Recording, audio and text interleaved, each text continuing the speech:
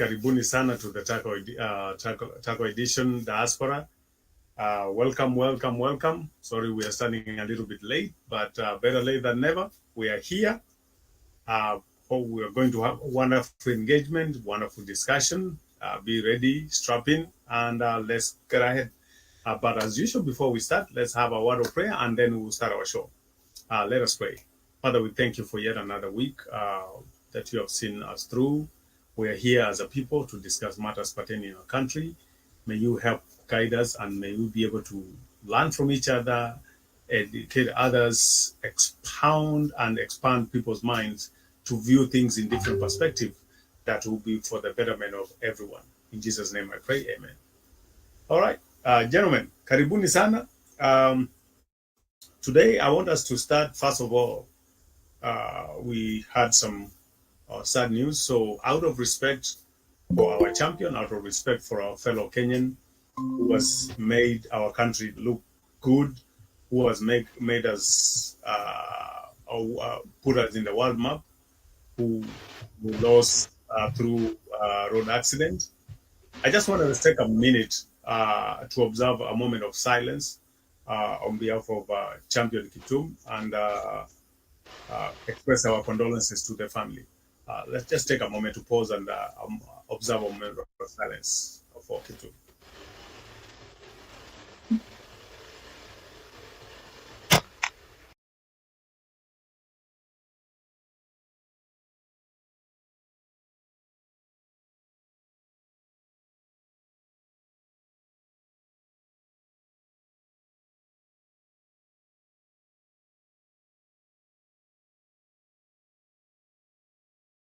Thank you. Faith, karibu sana. It's been a minute, long time. Karibu. Gentlemen, so let's start with this. Things happen. They're very sad. This is a young man, personally, I believe, and I was looking forward, especially with the coming Olympics, I was looking forward to see him shattering some world records and continue to make Kenya great in the athletic world and athletic fields and continue making that legacy grow. But it's very unfortunate that we lost him through a very tragic road accident. But just to me, a couple of things that I've observed, trying to figure it out, and I see where we are missing or some gaps that we have. One of the things that I observed also is we don't have accident reconstruction techniques or technology, trying to figure out what happened. And the purpose of this technology actually is to ensure that such a thing doesn't happen again, or how can we avoid it in the next time it happens. I don't know what you guys' perspective or opinion are on this issue. Let's start with it first of all, and I'll give you each one of you a chance to say something, and let's see how this goes. So, Bob, let me start with you.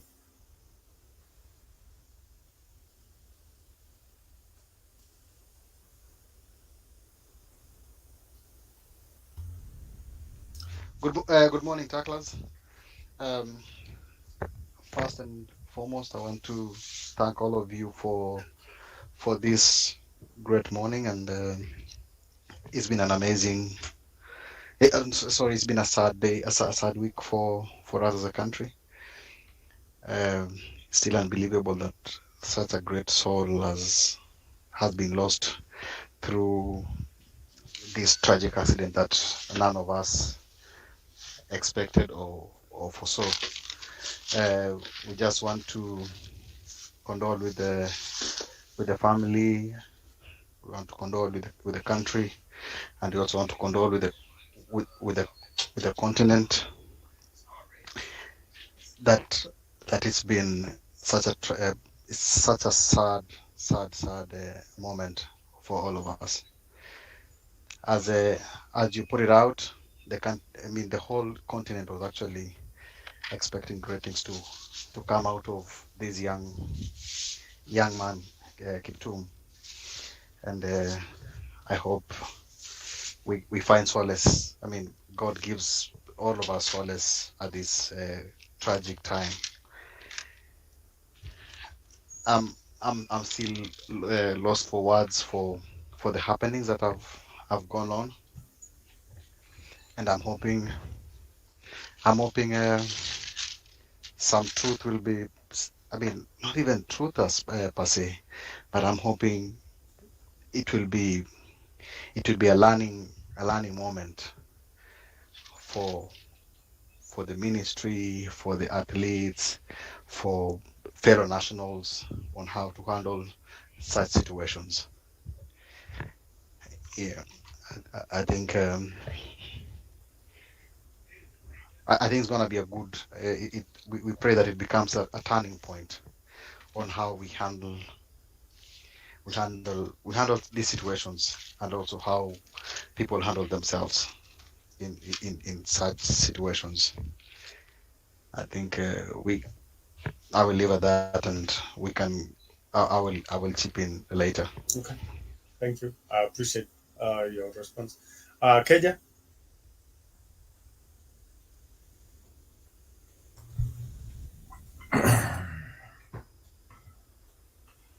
Good morning.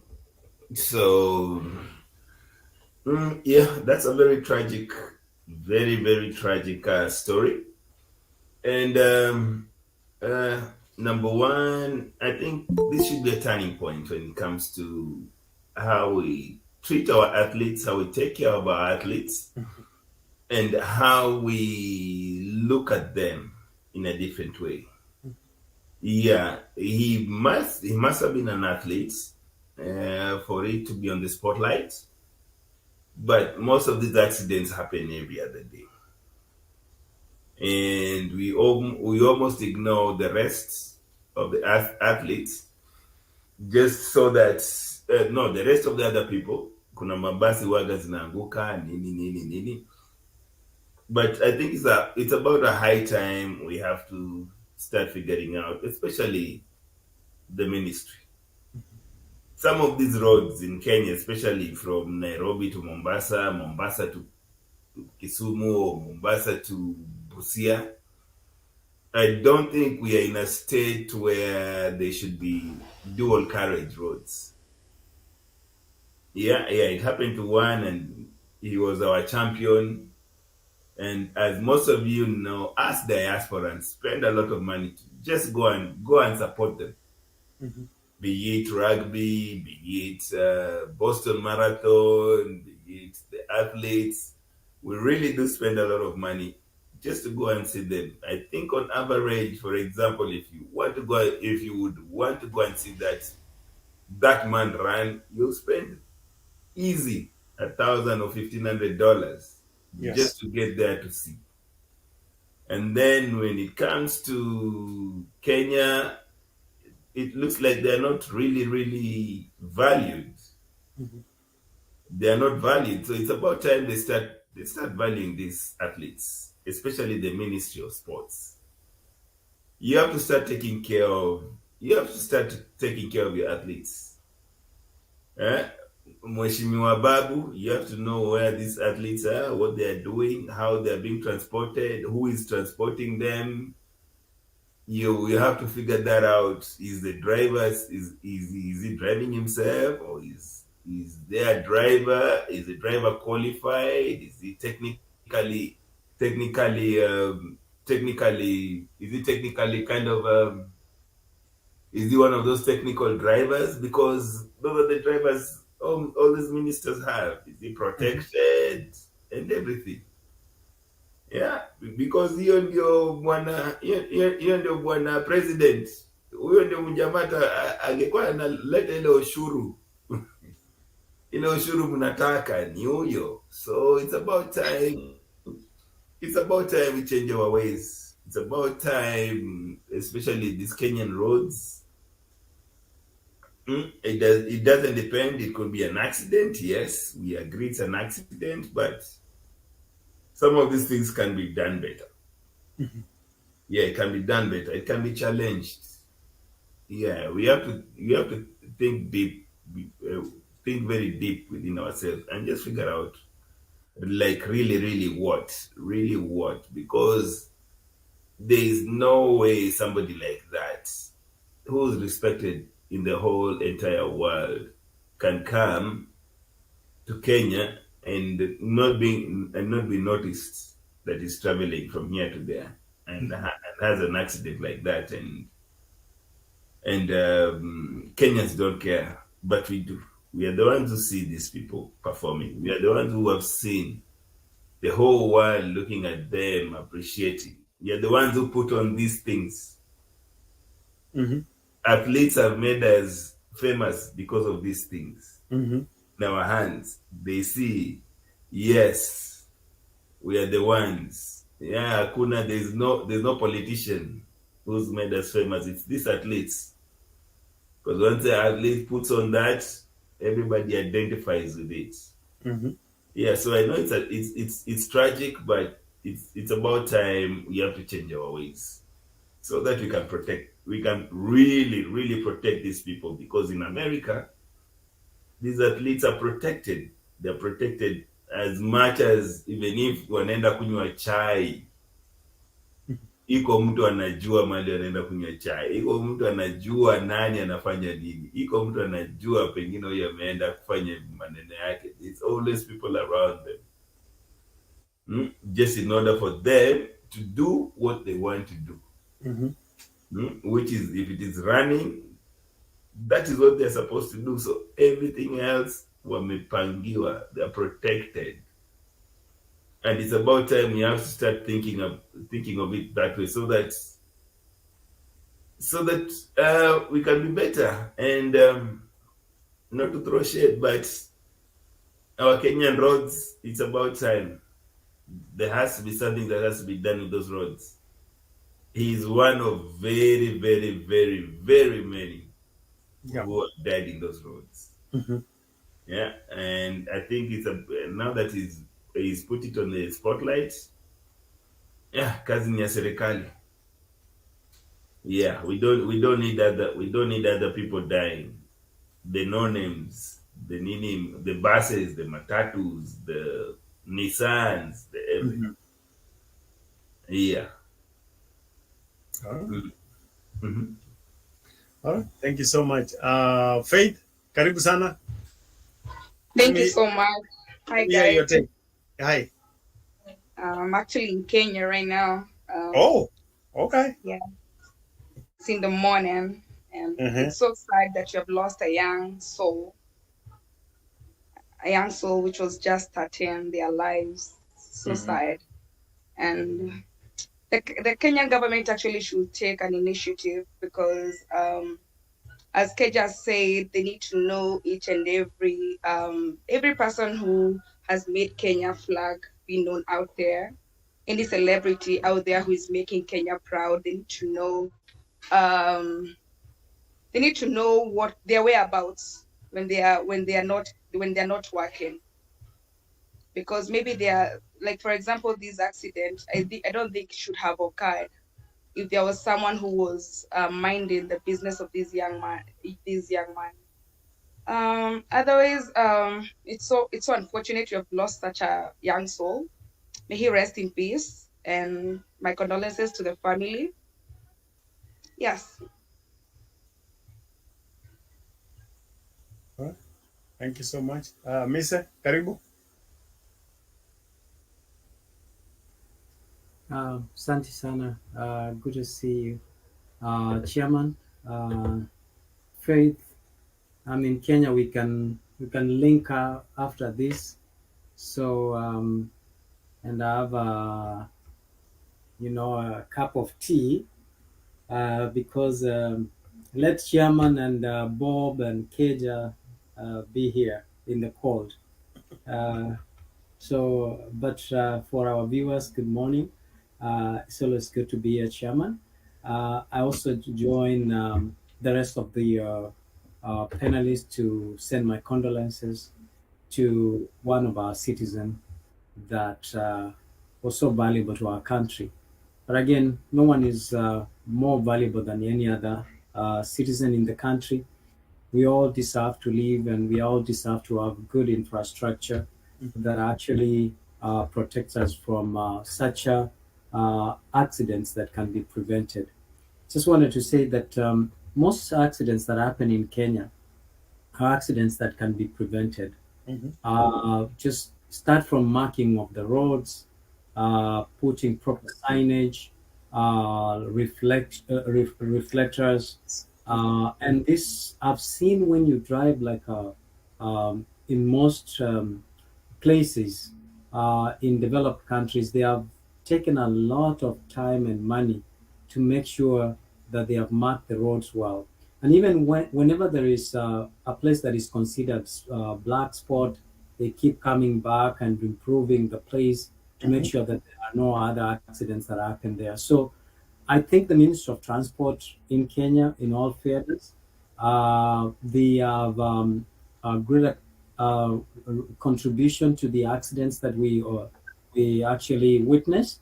I believe that besides that, we can do better as a country if we take the lives of the citizens seriously. Also, the citizens as well have greatly or immensely contributed to accidents that happen. You know, we find that most signage, the few signage that the government tries to put in place are vandalized. The lighting is vandalized, especially the solar. You find that the people vandalize them and they go to use the batteries and etc. etc. So it is a collective responsibility, and we shouldn't wait until it happens for us to condemn it and to say or to give solutions. We should actually have emergency preparedness and response, so that we know that all the time we should be working more on mitigating the cause than waiting for it to happen. Wow. Yep. Absolutely. Just for me is, when you try to understand or even make sense out of it, so to speak, the one thing I always go back to is, what do we learn from this? It's very tragic. It's painful to lose such a young man with a lot of vigor in life and a lot of promising talent, that we were looking forward to many years of more exploits and more accolades for him, just to be gone just like that in a flash of a second. And it goes back to the same thing we are saying, personally I've experienced where you drive some roads, very nice road, well done, and then somewhere in between there's a speed bump. But this speed bump is not marked. There is no reflection. It's just dark like the same road. So you can imagine somebody driving that road at night and you're not aware there's a speed bump. There's no warning there's a speed bump. And then you come at a high speed or a normal speed, whatever speed. But if there's a speed bump, you are not aware of it, it is going to wreak havoc in your car. And more so, that may end up being tragic or destroying the car itself. So it's a loss. So I think, like Mr. What you have said, we need to start putting more value in the lives of our citizens and people doing the right thing and holding people accountable.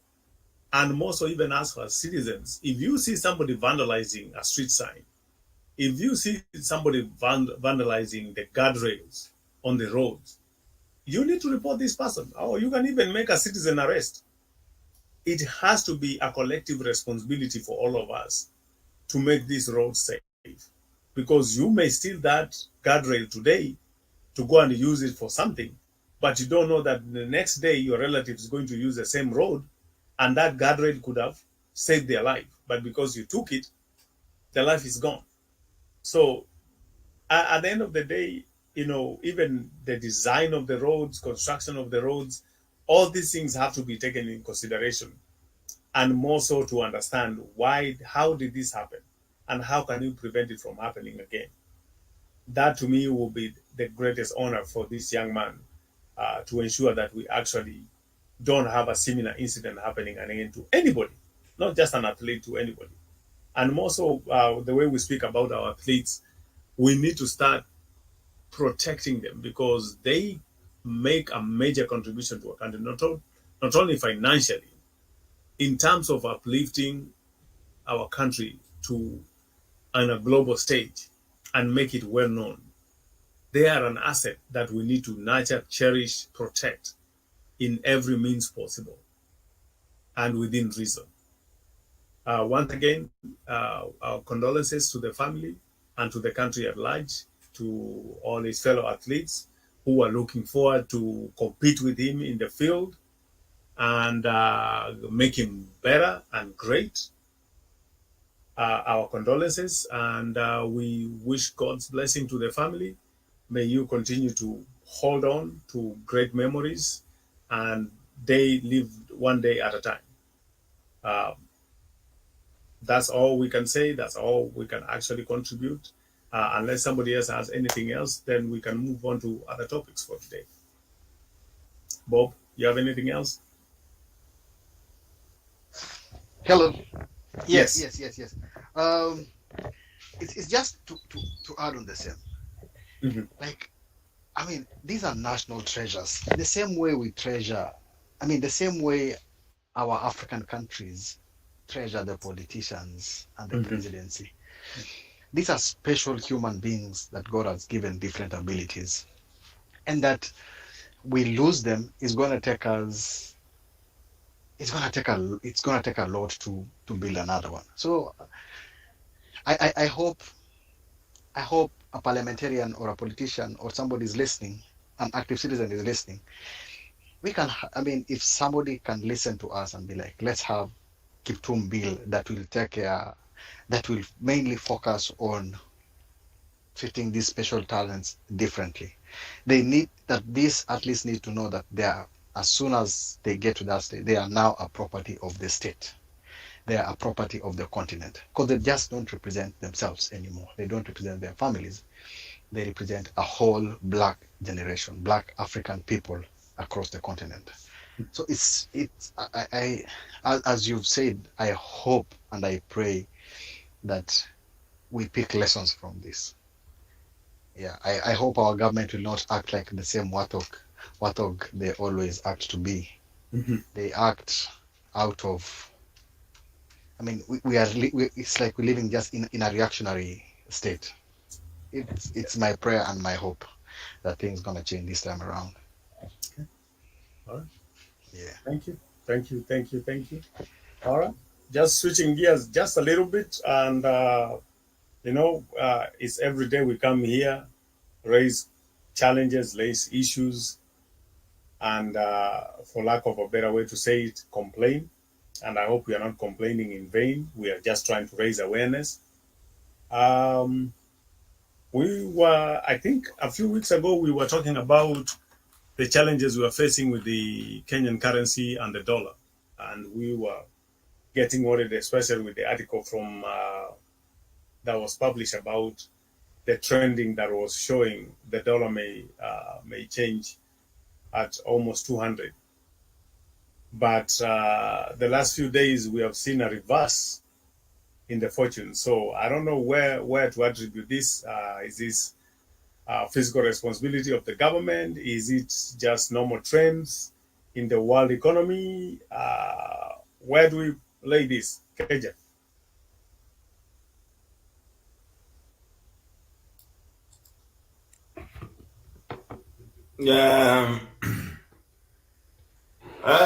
That is a very economical question. Yes.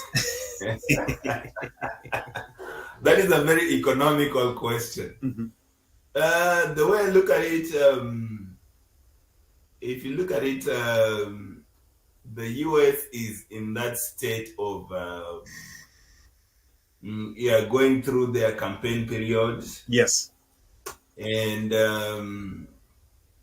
if you look at it, the way the dollar is playing right now, it is listening to seriously what the Congress is doing, which means they're doing nothing. So it's gonna be on a downward trend. It's gonna be on a downward trend, but I wouldn't mark the shilling going up because of the dollar. Yeah. We also have to look at the British pound. We also have to look at the the European currency, and Yeah. we also have to look at the China currency. Mm-hmm. Yeah, but just because of the stability of the dollar dropping, and I know it's gonna drop because this is a campaign year, so, and so far this government, while wako US, the government is really not doing anything to help it because they are not passing bills. Even sometimes I'm like, at least even our Kenyan parliament, sometimes they go and complain of something and they pass, but huku Wamekaa ngumu. wamekuwa makabati kabisa. Yeah. Watupatie Gashagu akuja huko tuwapatie Kamala Harris. Yeah. Yeah. Akuwe VP huko, we can exchange VPs easily.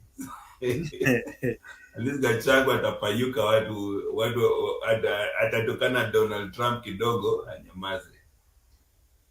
Yeah. But it is not that serious, but we'll have to wait. We just have to wait and see how it's going.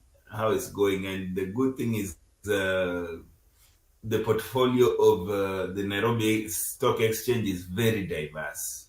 Mm-hmm.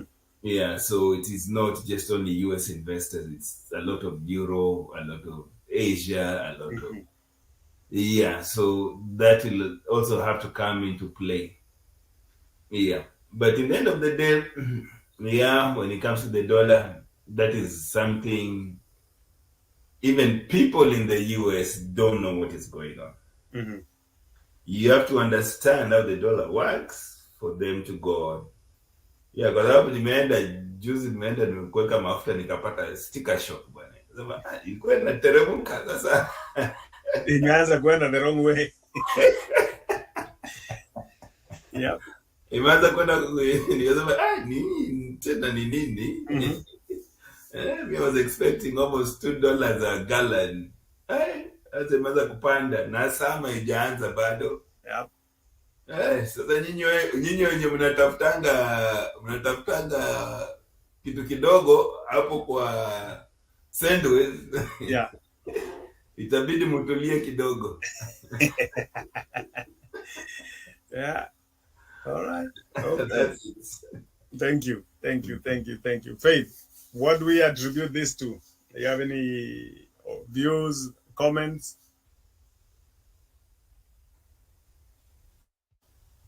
No, where I am, there's some noise. I'm not going to be able to be commenting. Okay. I understand. All right. So, Bob, let me come to you. And I want to add something else. The cabinet release a notification, we'll call that, or a memo or a circular, that the cabinet has approved privatization of some government organizations, including Development Bank, Safari Lodge, I believe, and several other industry organizations or companies, so to speak. Is that the right trend? Was this? I'm just wondering. One, is this something that has already been done? Is just a formality, or is it going to go through a legal process before it actually becomes fully implemented? And are we going to face any legal challenges? How do we combine these two? And on top of that, we just got a loan approved. How do we have this balance act where we are getting on the dollar, but at the same time, on the other side, we are still borrowing a lot. And here we are selling some assets or privatizing, so to speak, because when you privatize, you're actually selling to somebody else. So how do this all play into the country's economy? Bob? Let me give back to Mise first, and then I'll react in a few. Okay. All right, yes. Mise, naonekana umepewa Bob ameweka troopers kwako.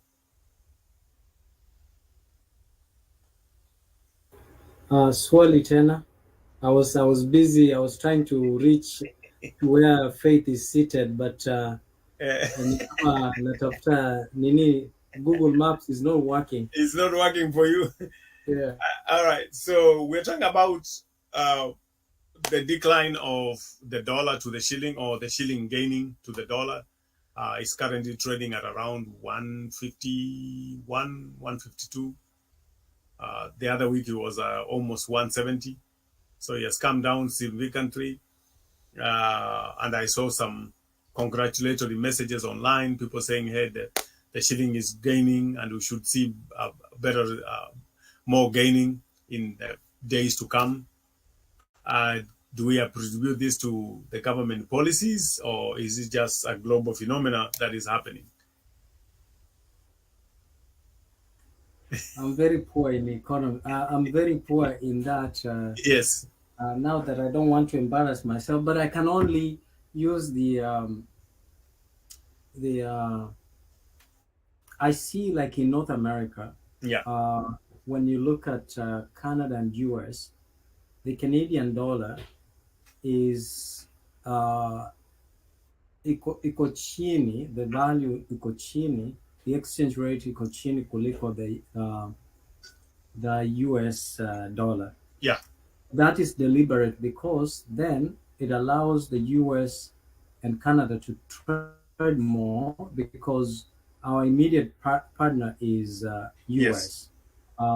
So that means that it enables us to export more products to the US than because of the currency allows us to do so. Yeah. Now, when I try to connect to Kenya, I think I see that is a good sign, and maybe those who are doubting, I don't know if Bob is one of them, but I know Alfred is.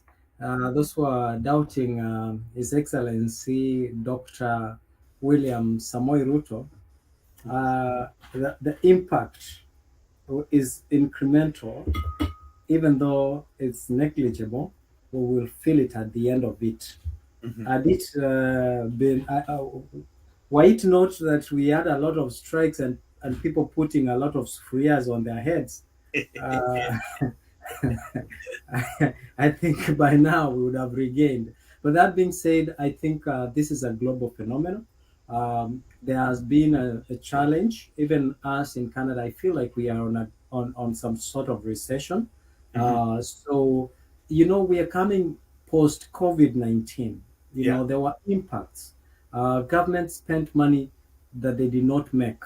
They all of us spent money that our savings that we have not replenished, and so for that reason, there was that impact, projected impact that will eventually feel, and that's when we are feeling it, and it's going to take a little while before we get back to our footing. I hope that, and I feel that our country is geared towards the right trajectory. If we stop too much polarization and come together as a nation and put our country first in terms of development, in terms of policy reviews and implementation, and having goodwill. People who are our leaders are the reasons why we are struggling. A few, I've had people, for example, saying there are a lot of companies moving to Tanzania. Perhaps these are the companies who have started feeling the impact of paying taxes. Maybe they were not paying taxes. Maybe there was a reason why they were evading taxes. We don't know. People can't just move like that, going to the neighboring country because there's a new regime. Maybe the new regime is also closing in the loopholes of tax evasion and so on. I also look at it from that perspective. I don't just look at it like the new regime probably is just trying to punish everyone. Okay. All right. Awesome. All right. Bob. Yes. Niko tayari? Niko tayari. Yeah. Go ahead. So go ahead. As I said I will always refer you guys back to the 31st of this year. And I told you that this year, whichever win that will be made by our country, we must be patriotic enough to celebrate it. Yes. And I think whatever thing has happened is worth celebrating. You're all saying that it's just the dollar against the shilling, but you look at the other currencies too. I was just looking at I had a quick sneak peek at the pound and at the same time the euro, and I am realizing it is all felt across. The Kenyan shilling is gaining ground against them. Okay. So that one kind of quashes the propaganda that was trying to be quelled by Keja that, oh, it is about this and that. No, the the the the economy is on motion, as I said. So and as Mrs. said, there's something worth celebrating for sure. You know, all these companies that are trying to run away is probably they are trying to run away because of the malpractices that they are practicing before. So those who are genuine will remain. Those who meant right will remain. Who knows? Some of these companies had direct interest from the previous regime. So they cannot sustain the heat in the room right now. But I think let's keep trusting and believing, because if the shilling gains, then the price of commodities and stuff will start also going down. So it's gonna be helpful for all of us. Yeah. So that's my peace of mind. But I'll be back again. All right. Yeah. Thank you. All right. So I don't know if you guys saw the article or circular going around about the cabinet's action in privatization of some of the development bank. What else was that? Something else. Safari Lodge. Which other one? I think there were about 4 companies or organizations that are trying to privatize. My biggest concern always has been, how is it going to pass the test of any legal challenges? Because a legal challenge is going to happen. Is a process above board, and do we have enough information explaining why these actions was taken by the cabinet?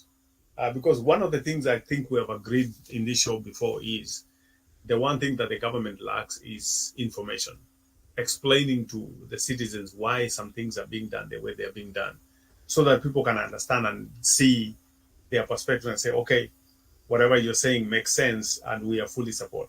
Because when people don't have information, they tend to formulate their own. And it's never good when people formulate their own information. So I don't know what you guys take is about this privatization process.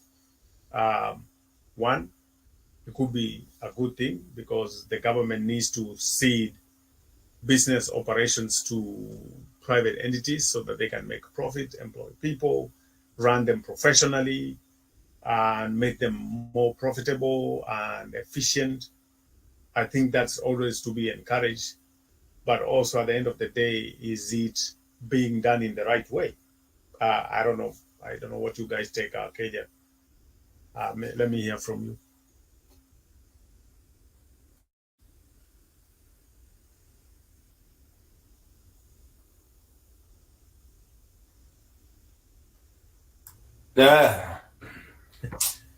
Wauze Wauze tu.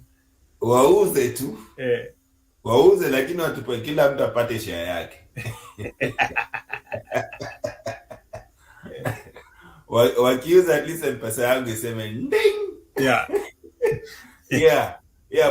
But they should it's about a high time they should start they should not fully privatize. Because when you look at it, when you go back 20 years ago, I would say, Mumia's Sugar used to be run by an Indian company. Yes. And all the proceeds used to be shared with the government versus that entity that was running Mumia's Sugar. Yeah. So mahali kiboko ilianza kutuchapa, ni vile Waafrika wakasema, tunaweza fanya hii kazi peke yetu. Mhm.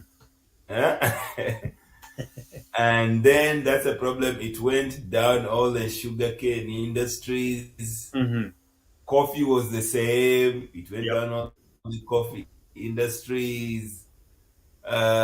What tea was the same. It went down. ADC.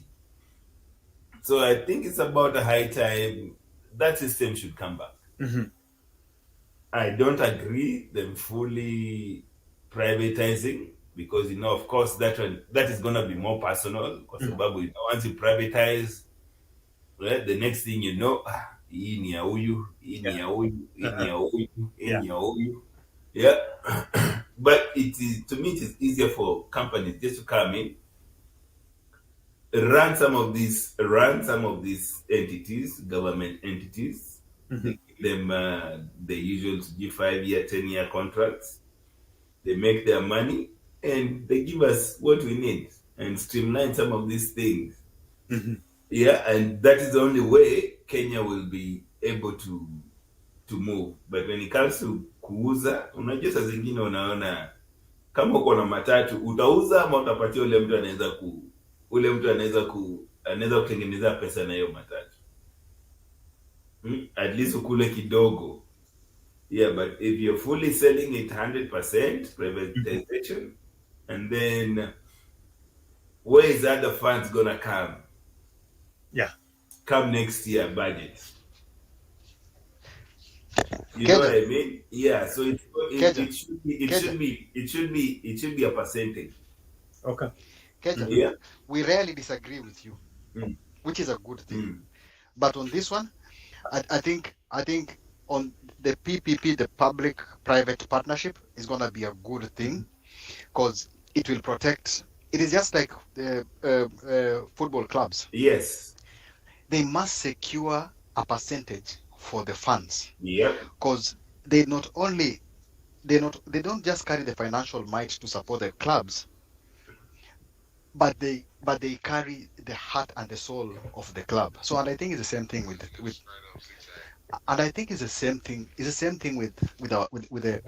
the companies, KICC, Safari Lodge.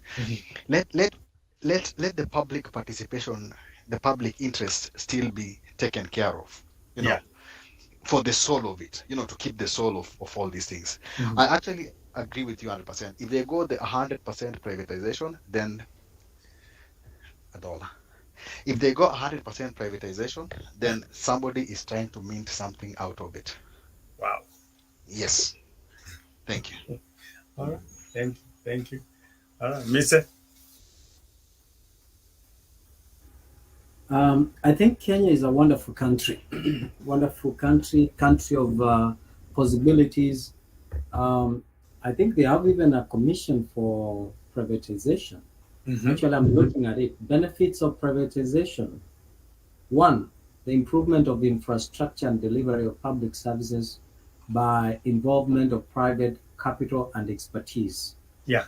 The reduction of the demand for government resources. The generation of additional government revenues by receiving compensation for privatizations. The improvement of regulation of the economy by reducing conflicts between the public sector, regulatory, and commercial functions. The improvement of efficiency of the Kenyan economy by making it more responsive to market forces. The broadening of the base of ownership in the Kenyan economy and the enhancement of the capital markets. To be very honest, for me, I would love what Bob said. I see that happening here in Canada. The PPP approach, public-private partnership, is the way to go. And I think it gives you leverage to use the resources of the investors. We have spoken about this before. Yes. But I don't know if people or our leaders don't understand. So if you have a 1,000-kilometer road, and you ask people to bid for that road for kuijenga from scratch, and maintenance, and you're getting into a contract of 10 years, and you're saying, in this contract, the first 5 years, they're not paying you nothing. Okay, you're going to use your resources, and after you use your resources, you have to maintain it to these standards. After this, the first year, after the 5 years, we will now give you maybe 30% of the agreed amount. Okay, so within 5 years, the money that you had set aside for developing or infrastructure, as a government, you can use it for something else to generate revenue or revamp the economy, while you allow the investors to use their own resources kwa sababu kuna watu wako na pesa but they don't know where to put the money. There are people who are rich, they only want somewhere they can pump their money, and where they are assured that they will be paid. So I think that approach is something that we need to also embrace more. But I don't think a lot of our Kenyan leaders understand that. For example, we have in Canada, we have an highway called Highway 401. Highway 401 is maintained by one company, and it's always like a 10-year contract. So there is the government doesn't give the first installments. They give it after every maybe 3 years or 2 years, as they may agree. So, but the initial years, the money is redirected to do other projects, government projects, which, of course, there are returns, and then after which they can be able to pay them at a time they're able to see that there's maintenance. I'll give you one example. There's a road, the SGR was geared to connect towns I think in Nairobi. For example, from Imaradaima, what is the main SGR before Imaradaima station? I just forgot. Then the next one is supposed to be Rongai. I think Kandisi. The money was set aside before. There was a budget of a road beside the railway, because the SGR will ferry people to Kandisi, the residents of Rongai, and then from Rongai there will be local transport that will now take them to various towns, estates or nearby stages. But you see, as soon as the SGR, the station was completed, the money for the road was squandered, right? No one has ever gone back to check. I live that area. The road everything was done. It was carpeted. It was just waiting to waweke lami. Now to date, the road, mvua imeanza kunyesha, imeanza kuharibu. So which means when they will ask for money, they will ask for money for starting again from a fresh, recarpeting it and making sure that there's. So what am I saying? We lost money in between. This money that we are going to reallocate to do the same project that had already been allocated funds, I think we would have done something else. And this is something that we can see. And as wananchi, we have failed as well. I'll tell you, ARAMA, why we have failed and how. The Constitution says power is vested in the people, and the people can either exercise it directly or indirectly through representation. Now, more often we exercise it through representation, either through Parliament, the Senate, or County Assembly. And that's the only way that we can reach. If not, then we can raise our concerns when the two arms of government, when one arm of government has failed, we can raise our concerns through the judiciary, Now, as you know, that we have not done that. Have you heard any county that has recalled their Senate? Have you heard any county that has recalled their member of parliament for not representing their interests in parliament? So now you can imagine that with all the powers that we have, we are good at making noise, we are good at complaining and blaming and pointing fingers to the president. The president cannot do these things by himself. Not even the president cannot be all over. I mean, I admire Magufuli, that he used to go and traverse the whole country and try to see things by himself. I think the people, is high time we use that power that is vested in us. Let us ask and have meetings with our member of parliament. The other day over here, member of parliament or the senators, they will call you. They come by your door and ask you to if you have to give your own views and all that. So why are we giving these people a lot of powers, just using our tax using the taxpayers' money, going around whining just the same way we should be whining. So at least one of us should be sober. If our members of parliament, if our representatives are not sober, we need ourselves to be sober. Yes. And I think we have the power to recall the senators. We have the powers to recall the county assembly members and members of parliament through impeachment. And we can start that by, gathering the signatures and all that, and initiating that process. I don't know why the government is also lacking that goodwill of making sure that they have brought civic education for people to understand what their rights are and how they can correct and critique the government from bottom up. Yeah. Also from bottom up. Yes. Yes. Okay. I was just looking at some of the newspaper or media headlines, and one of them caught my attention, and I don't know how this is ever going to be dealt with effectively. Statement says ghost workers get away with 35 billion. So I just let that sink in and say, people who don't exist have walked away with 35 billion. How far does this go, and how do we actually effectively, who do we hold accountable for this? Because at the end of the day, for you to be able to address such issues, somebody has to be held accountable. And who is this person?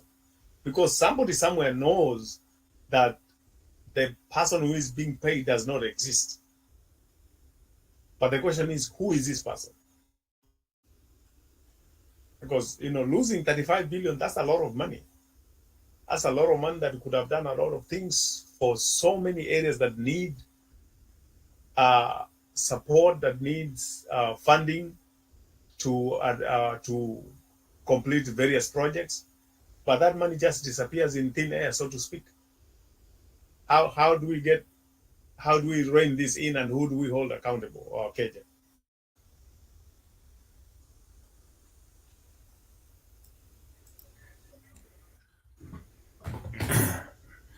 Man, the worst part is this money keeps disappearing. Yeah.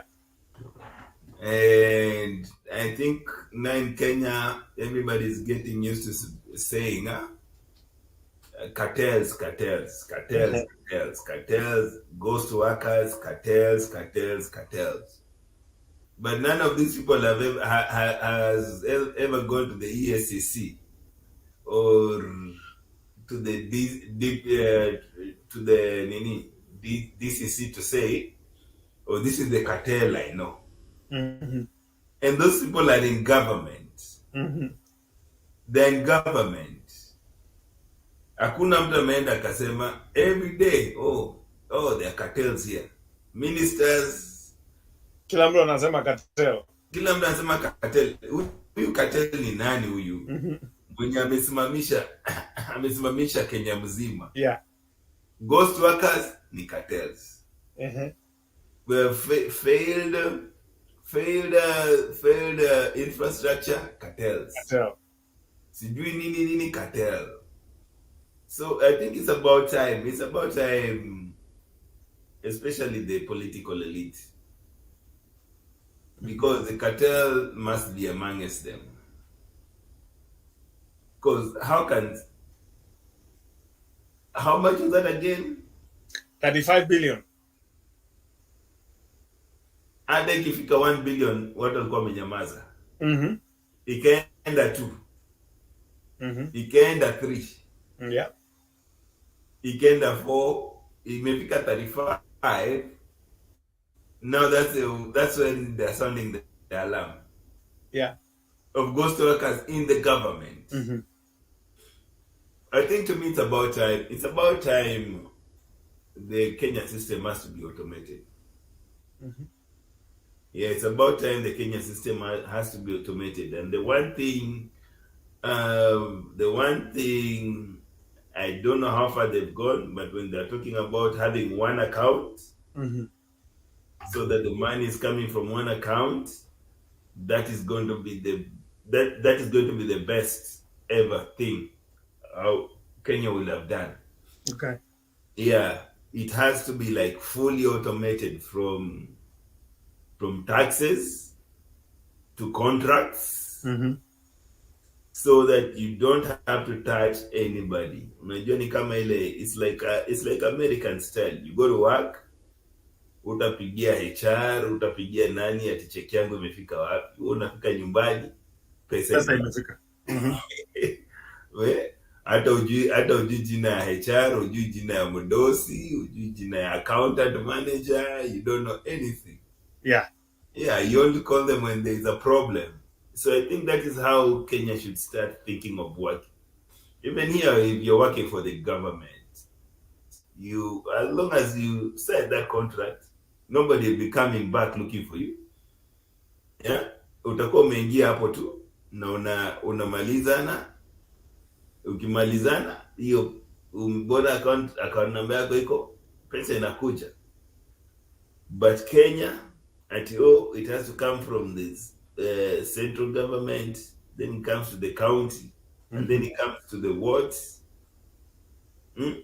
Those are some of those loopholes that the so-called cartels wanatumia. Yeah. Na ghost workers and everything. So it's about time. It's about time. The moment this, number one, if you know there's a certain number of people in your department, for example, they all have accounts. Yeah. Yeah. Kama pesa ichukuliwi, you'll know sooner or later it's bouncing back. So it's about time. It's about time. Yes, we have to automate this thing. Mm-hmm. And they have to do a very serious audit. And I know there's a pushback about automation of the system because iko watu wanakula. Yeah. Iko watu wanakula. And you know the worst part is especially when new governments come in, they don't know how to clear the old governments. Tuseme serikali yangu imekuja na wale kuwa hapo. Yeah. You've not come and audited anything. Unakula mshahara tu. Watu wengine wanapiga kelele. So there has to be a system, especially the retirement system, the whatever, where it shuts down. It has to be automated. And that is where the world is going to, regardless of what anybody says. The world is going to automation, whether you like it or not. So Kenya, they have to, because the worst part is Kenya is always bigot. Literally, let us digitize this, let us digitize that, let us digitize this. But the stuff they digitize is not really helpful or necessary. It just costs more money. More money. Yeah, it's just all about more money. Oh, let us digitize this. More money. Like, I'll give you a very good example. In that new highway. Yeah. Bado kuna watu hapo wa mkono bado wanatumia pesa. Why? That thing should be fully automated. Yeah. Lakini bado kuna mtu anakuja unampatia pesa hivi. It should be air. If you're going to use this, do your M-Pesa, pesa inaenda direct na usumbuani. Just like the way in America. In America, how many times there will be like six lanes and maybe 2 or 1 person just in case you don't have cash. Yeah. Yeah, so that's a way of thinking. It's just a way of making money, which is not good. Yeah. All right. Anybody else has another opinion, or how do we address this Yeah. theft of funds? Because that's what it is. Yeah, for me, digitalization of government services, I'm pro that. Okay. Arama, you know that even within any system, there is a department that is called compliance. Yes. What does compliance does? It does audit, and there's always audit report that says how the system runs. Was there any compromise? Was there anything? How many attempts were there in a year? What can be done to improve and strengthen the system? Yeah. So, digitalization, I've heard a lot of people argue that in the back end, kuna mtu anakulia mahali. Unaona? In Kenya. Could be. But can we prevent it? The answer is yes. Yes. So now let me ask you, if you look at the the Canadian government, for example, and how visa is processed in Kenya. During our time, we used to go directly to the embassy. They introduced something now called VFS. Okay? That you have to go to Westlands, drop your passport. They do preliminary check to see whether you have all the prerequisites or everything that is needed. Yes. Okay? Yes. The process, they do biometric for you. The embassy is not involved. Yeah. You pay money there, everything, even the visa money you pay there, or if you can't, you can pay online. So yeah. Now, how does this is an external agency? It's not a government service. No. But it's an agency that has been contracted to do that job. So, and they do it efficiently. Now, I want to believe that we can also do that the same. Yes. The Kenya Revenue Authority, when they have collected all the revenues, they should declare it in public in their websites how much they have collected. And every agency of the government that collects money, that should be public information. Then just the same way, and I think in the US it's the same thing. When your employer remits, before your employer pays your salary, they take off taxes, right? Yeah. They take everything that the government wants, and then they remit to I don't know, you guys, I don't know what you call it, but us we call CRA. Yeah, okay? IRS. So once you remit, and then IRS also requires you as well to remit how much you made. You have to declare it yourself. Yes. How much you made. How much you made that year. Okay? So there are two documents, there are two sources of report where IRS has to sit and see. The employer reported 20,000. You reported 40,000. Who is lying?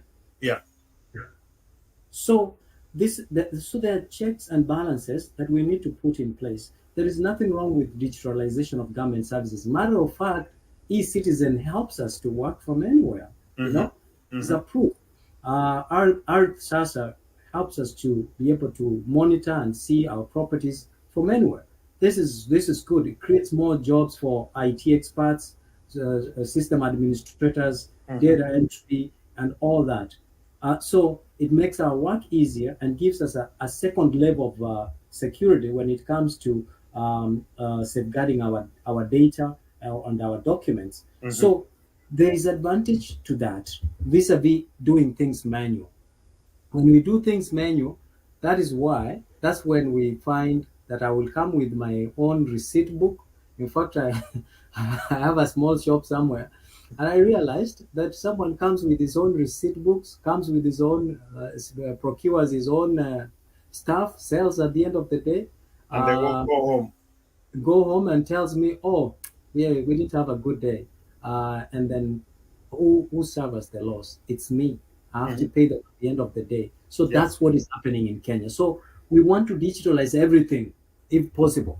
By also doing that, we are increasing, we are empowering those who are doing developing of the applications, developing of systems, maintenance of those systems. We are increasing jobs within the internet service providers. We are increasing jobs in the data centers. We're increasing jobs in, it's a trickle down. Even the security guard, the cleaners of those places, the customer service, call centers and all that. So that's a trickle down. We are not losing jobs. We might lose 10 or 10,000 civil servant jobs, but the jobs that are going to be created are more than what we lose. Okay, and we can absorb the civil servants to other areas where we need we have not digitalized. So the problem we have is lack of goodwill.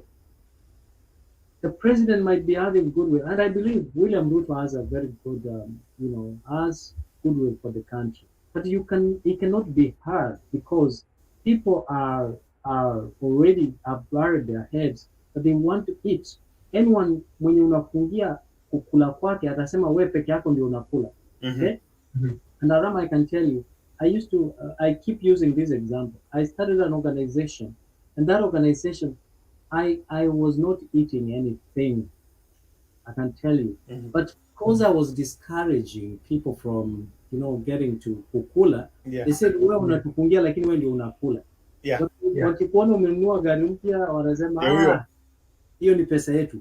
So such people ndio wanafanya the government, they derail the process and the rapid progress of the government, and they drain the energy and goodwill of the government from implementing and coming up with new policies that will revamp our economy. So I want also to think that for once, I would like to see Azmios coming and saying, we need to digitalize this. If it's privatization, put everything. I have not heard the Azmio, not Azmio, but I'm using Azmio in this case, and the government saying we are going to have a dialogue for the better of our country, and we are going to have mics open, okay? And we are going to have like, going to go to community halls or KICC, and we are going to sit, and we are going to have a dialogue with Raila Amolo Odinga and William Ruto are going to be honest to each other and say, my brother William Ruto, everything that I needed to do for this country as if I was elected, I'm putting it before you and I'm willing to support you, right? And here are the tricks that I wanted to use, all right, to improve this and elevate this country. Use them and ask if you are in doubt, if you feel there is something that you're not sure and you don't understand, I'm here to support you. I've not seen that. The moment, and I've not seen also William Ruto saying, my brother Raila Amolo Odinga, I know that you mean well for this country. But above and beyond, we are all Kenyans and we have only one nation. And for this nation to thrive, we have to work together until the campaign time, the time that the Constitution allows us to start preparing for election. And lastly, that Muammar Gaddafi, even when Muammar Gaddafi wanted money to be channeled directly to the people, the oil money, people around him told him it's not possible. It can't be. They blocked it, right? And the people around him said it cannot be, it can never be, it will not be. But when he forced a little, then they said, okay, it can be, then let's do it in phases. Okay? So when the people around him began to and support his dream and believe, that Libya progressed, and we saw that it did very well. When he was talking about infrastructure, education, healthcare, and he wanted to put money into it. People didn't agree from the beginning, and that's why Gaddafi's own people were used to bring him down through opposition, through saying that he was not doing good. Now look Libya where he is today in the absence of Gaddafi. Wow. Well, okay. All right. Bob, toa maoni yako. Tufunge mjadala.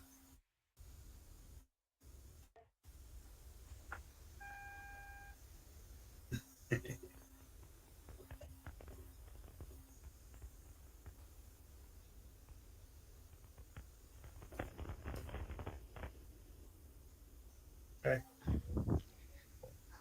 Sorry. Simu ilikuwa inajiconnect kila mahali. Yeah. Yep.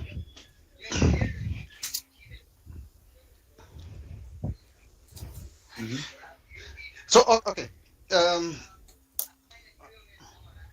I think there's a moment. Pea keja kidogo, acha nimalizana kitu kidogo hapa. All right. While we're waiting for Bob to come, let me phrase this question so that we can conclude our program tonight or this morning for others.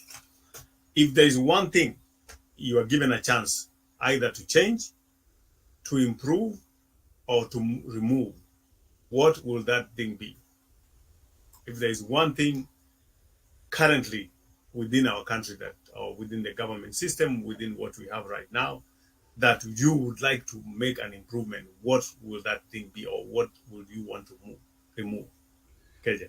Watoe makaratasi. Oh, what do you mean? Makaratasi gani? Watoe manual writing, manual everything, manual. Watoe. Remove those things from government. Because there's one thing, and I know you diasporans, especially from diaspora, you've noticed. There's this mentality which Kenyans are stuck on. Umewahi enda bank, sindio? Umeona hizo line za bank? Yes. Hmm? Yes. Okay, so when they were trying to digitize the banks around my area, do you know what they did? For a week, they said they don't have tellers. And they put there 3 machines. So if you desperately needed something, you have to make an appointment. Use a machine, yeah. No, make an appointment if you really wanted to talk to somebody. Yeah. That was complicated. Yes. And after that 1 week, people knew not to come to the bank. Waende watoe pesa, kuja deposit. Yeah. So the machine lines became long and people got used to it. So number one is, yes, Kenya has to start digitization. Yes. And the moment you start digitization, because Kenyans are smart. If you start explaining to a Mzungu how M-Pesa works, they'll be like, wow. What? Yeah. Wow. So that's how it works. That you just use your phone and you send to somebody else's phone. So how does it work? So many questions. But yet, when it comes to, which is the private sector has caught up, but the government sector is lagging behind. Yes.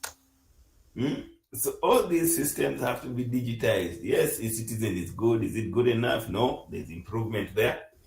Yeah. Water bills, when it comes to speeding tickets, when it comes to permits, all those things have to be digitized.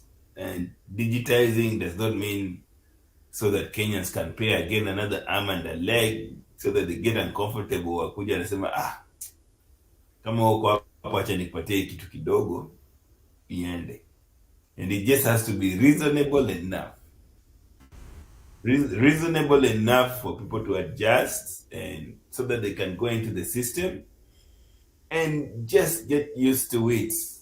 and all this maneno ya kitu kidogo itakuisha very very quickly. Yeah. Like I'll give you a good example. If for example Nairobi Mombasa, they want to build Nairobi Mombasa, if those contracts are digitized, there is analysis nowadays. There's AI. There's analysis that you can go and see. It's like, okay, now this is the best, most feasible way and cheapest. Yes. Yeah, it doesn't have to be 3 or 4 people sitting down there going looking at it, and then they go to the engineer structure, and then it goes to new words. It would be very easy, because that is what happens in America when you apply for a job. It could be 200 people, Yeah. but yeah, it goes through. It's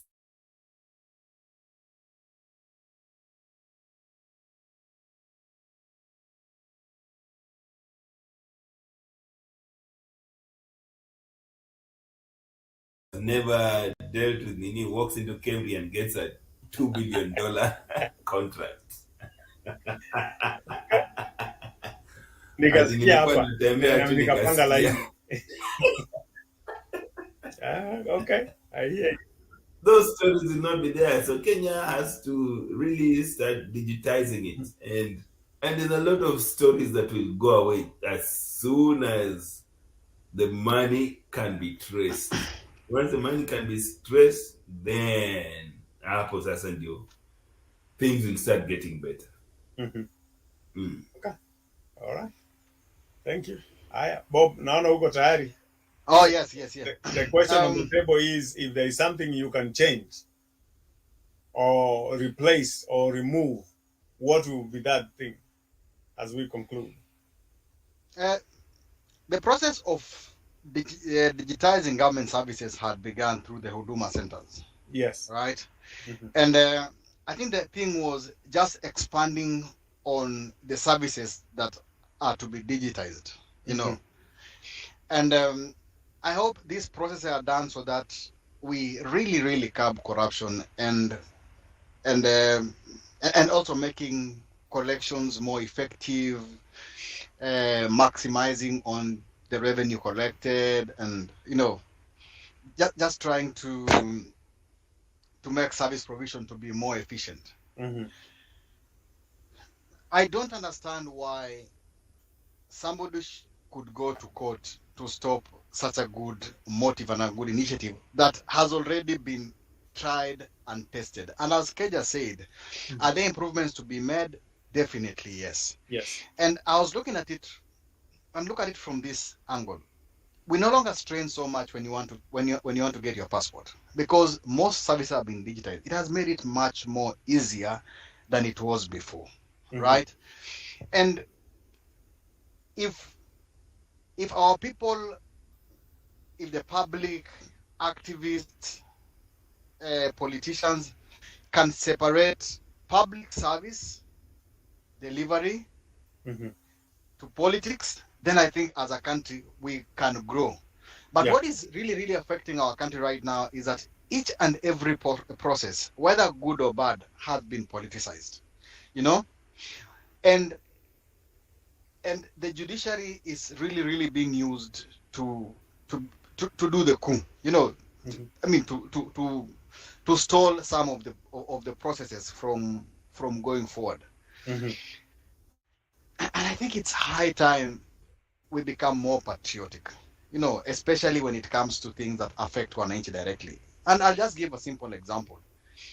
What was wrong about digitizing school fee payment? Because look at it this way, for many parents, each school has its own fee plus other charges that are not regulated by government. Right? Yeah. What is bad about, let's say, what is wrong about government saying no? If national schools are to pay 100,000, it should be 100,000 across the board. If it's to be paid, if it's to be 50,000, let it be 50,000 across the board. So these are some of the things. I mean, the efficiencies. Good good deliveries. Sometimes you look at when people go to court and you're like, I don't think in this country, if such a system was being established, I don't see a citizen running to court just to stop it.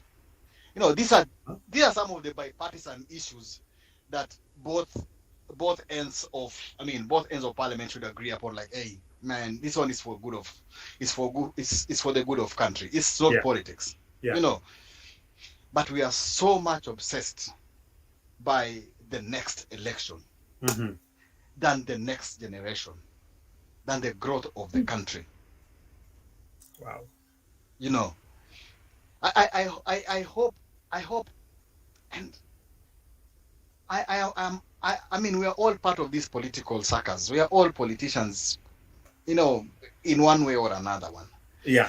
We want to oppose so that we look, it's not everything, So I hope our country and our leadership and our citizens rise beyond that, so that we see things from the, from a more objective perspective. And that's going to help us so much. And as also Keja said, if all these things are digitized, government contracts, job opportunities for government, man, I don't have to know who and who to get a contract. It's straightforward. Yeah. It's okay. It's like, okay, do you meet the criteria, the prerequisite and the criteria? Yes. So it's just a knock off. Now until a point where we have, where something different will separate.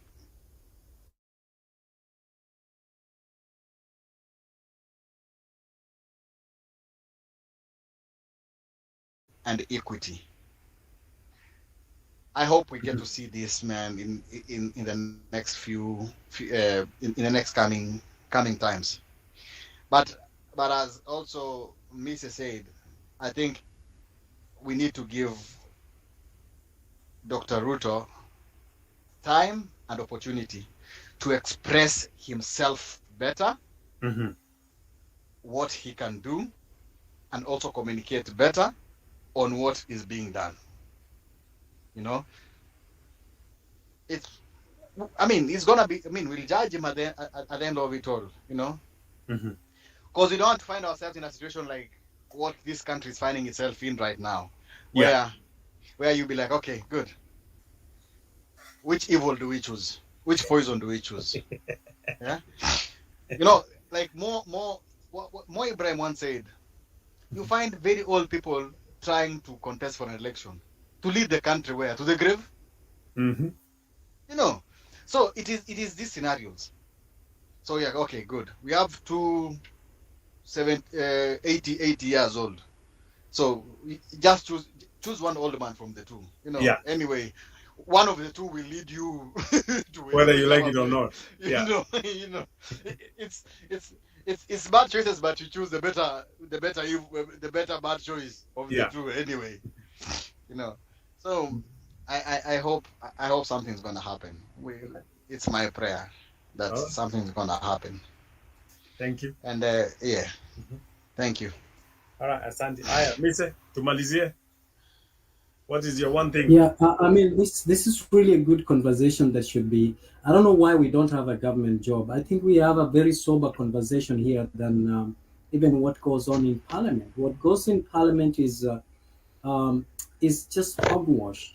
Mighty show of who knows to speak English, who doesn't, who is connected to the highest politician, and who is not. And this is very sickening, Chairman, that like my colleagues have said here, is that there is no goodwill, primarily. The people have weaponized the courts to sabotage governance. People have weaponized government, arms of governments, to sabotage the development of our country.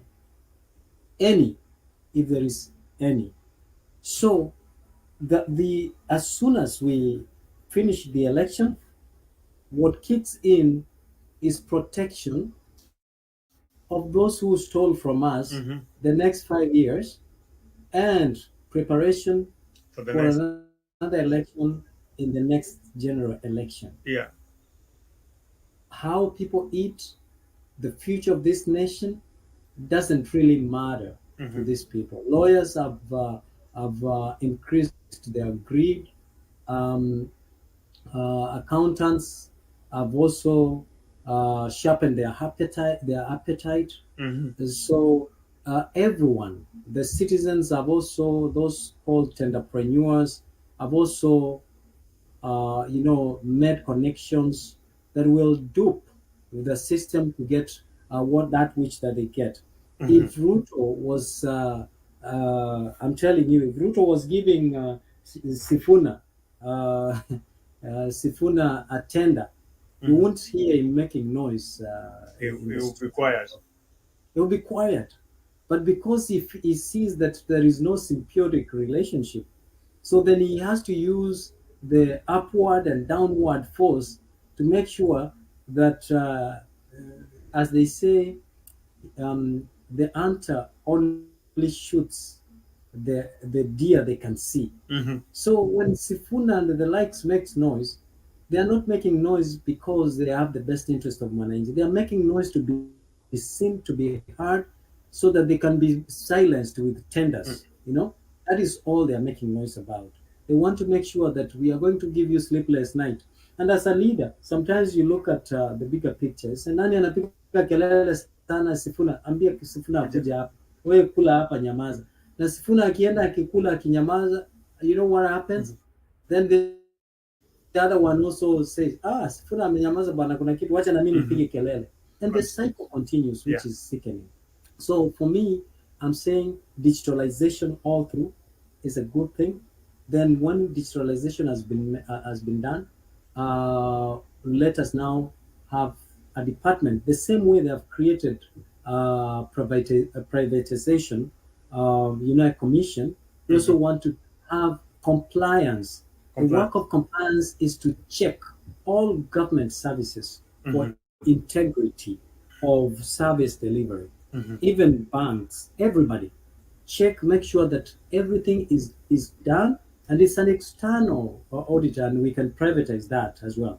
The other thing about privatization that I wanted to add is that the truth is, the reasoning behind the introduction of privatization was to ensure that people who come from outside, who are business minded, will come and transform a government owned organization to be like to be corporate like, because corporate, they are profit oriented. Yes. So that is why privatization comes in, that let us bring people who are technocrats, people who are not politicians, people who are not interested in politics, to come and start bring the culture, the corporate culture into the government sector, so that people can make money out of it. But the problem is there is oversight problem. So if we brought someone like Bob, the late Bob Colmo, okay, put him somewhere, right, and privatize telecom, Yes. okay, and put him there, okay. We bring Bitang and Demo because we already know his abilities. Okay? We are looking for solutions, and we know people who have given us solutions. Why are we neglecting them? Take Bitang and Demo and put him in the Ministry of Transport, okay, as the PS. Is okay to be the PS. Yeah. Let I don't know, Murkomen be the CS or whatever he wants to be. Okay. Yeah. Let Murkomen work the same way Samuel Bogisio worked with the Bitang and Demo in transformation of how information technology and is conducted in Kenya. I think we will have results. But this issue of awarding people who are incompetent should also be something that the president needs to look up to, needs to check and make some changes. And lastly, yes, the president is trying his best, but he needs to communicate. You can be the best person on earth, but you must also be shrewd in the way that you communicate your agendas to the people. And every month, either weekly monthly or quarterly, they should have a briefing to show progress, tangible evidence that we started this project here. When we commenced this project, we were there. Today, this is the progress of this project. And people will say, when people are saying, oh, your project ni ya uhuru unafanya, we will be able to know you launched the project, and we know yeah, how far did you go? Then we will have, even in the websites, we can see the progress. You tell people, go to this website, see how where we are. If it's on a scale of 1 to 10, are we 4? Are we a 5 at this month? Are we a 7? Where are we? What is the projected time to completion? So once we do that, and people can see, the same way the same way we demystified the issue of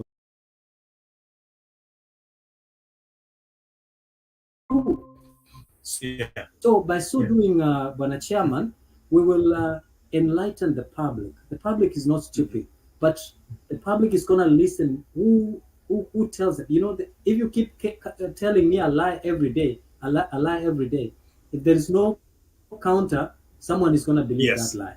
Yeah. That is what I think we need to change, and that is what William Ruto is not doing very well right now. People know that William Ruto is a thief. That is how he has been branded. And any project that he starts, people are looking at, oh, anakula yeye mwenyewe. Bwana, hata kama even if he's greedy, let us be honest. Even if he's greedy, do you think he can steal the whole country? That is not stealing. Why can't we treasure that? Why can't we see that he has not stolen? Why can't we give him credit that tunajua unakulanga nyingi, lakini at least hii 1% umefanya. That's what we need. Sabotaging the government, that's what these people are doing. It's not good for you, ARAMA, and for me. No. Yes, we might celebrate from where we are seated and from whom we support, but is it good for our country and our future generation? It's not. William Ruto has a very good retirement package, has unprecedented access into the world, unless amewekwa kwa list ya kwenda egg. Lakini he has all these privileges that even after akimaliza atapata protection tu kama Uhuru sahi akona protection. Moi had protection, Kibaki had protection. Yeah. What do you think? William Ruto is not going to have protection? He's going to have it. All right. Gentlemen, thank you so much. And the lady who was there, Faith, thank you so much, guys, for your contributions and a wonderful exchange of ideas. For me, the one thing that I would like to see change is somebody has to be accountable. We cannot be losing money and nobody is accountable. If we can get to a point where somebody is accountable, we can start reversing some of these challenges that we are facing, some of this theft of public funds. That's what I'm not going to call it corruption. This is theft of public funds, pure and simple. But as long as we are not holding anybody accountable, like Keja said, tutakuwa tunaimba tu cartel from here until end of the year and still sing the same song. That to me is what I would like to see changing, and I would like to see everybody taking their responsibility seriously and be effective in what you have been apportioned and assigned to do. So thank you guys so much for your participation. Thank you for your contribution. My guy at the studio, thank you so much for your patience and being there for us. We appreciate you. Unfortunately, we have to end our show at this point, and we'll see you next week. The Diaspora Taco show ends now. Bye-bye, and see you next week. Thank you.